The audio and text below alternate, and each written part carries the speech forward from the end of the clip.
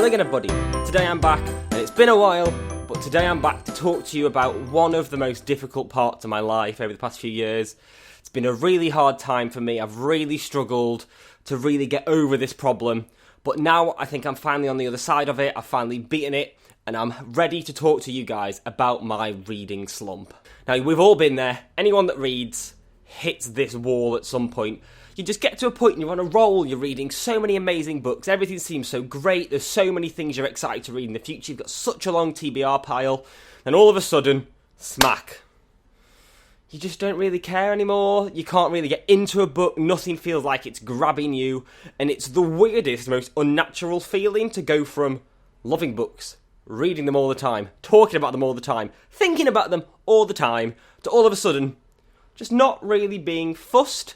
And it is so weird and so unnatural, and I have really struggled with it over the past couple of months. The first 5 or 6 months of this year, I read 40-something books. I'd read more than I've ever read in that time period before. There was loads of stuff I've bought that I'm so excited to read.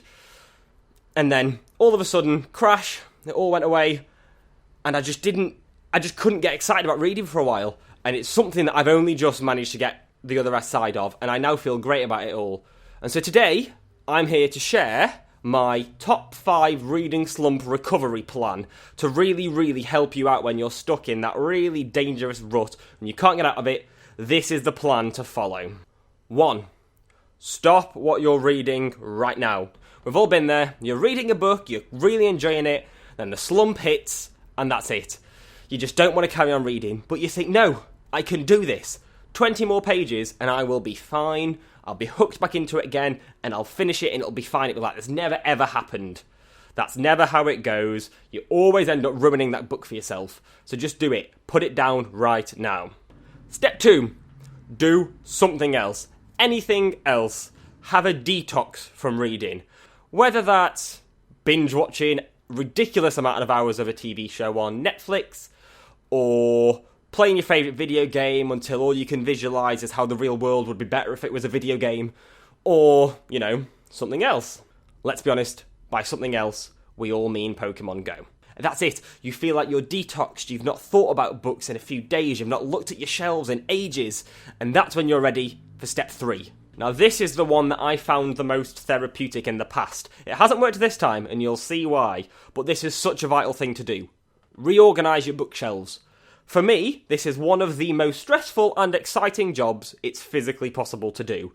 Whether it's because you've bought loads more stuff you've not put away properly, whether you've got a new bookcase, whether you've got too many books to fit on your shelves and you're having to think of a new system. Just reorganise it. I've seen people doing it by colours, people do it by genres, people do it just by author, people do it by A to Z by title, whatever the hell you want to do. Just reorganise it. Just flicking through those books is all the excitement you need. You'll see so many books you'd forgotten you had, or things that you'll look at and think, oh, maybe that's what I want to read next. And that's what we're after. You want to get that excitement about reading back. And what better way to do that than organising? Now, at this point, I was originally planning to show like a nice montage of me reorganising my shelves, and it was going to be beautiful. And then this is what my shelves currently look like. It's going to be here for about 1 second because I don't want anyone to really see this, but I feel like I need to disclose this to someone. So this is what my shelves currently look like since moving house. Horrendous, isn't it? I'm really sorry. I am so ashamed, and I promise I'll fix it soon. I promise. Step 4. Choose a book. Now, this is a really difficult one because this is where you are picking the book that's going to get you out of that black, grey world of non-reading and back into the wonderful world of books. And this is where you've got to make that choice. But the tip here is to pick a safe book. So this can mean so many different things to so many different people.